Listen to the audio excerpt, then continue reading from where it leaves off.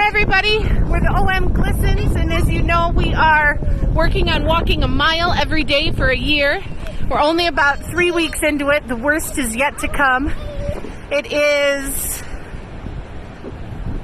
cold and windy and freezing, and we're bundled up, and we're gonna make this work.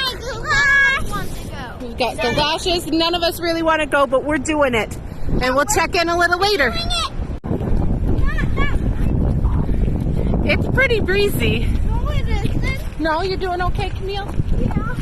Okay. We did have to stop once because none of us noticed that Camille's coat wasn't zipped up. So, here we go. Violet had some good advice if you're ever in a tornado. What is it, Violet? Air swim to the center. Air swim to the center. Never heard about it, but there you go. She knows. We did it, just over a mile on a windy day. We're not all super happy, but we did it. What do you think, Camille?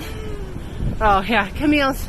We've had better days, but we did it.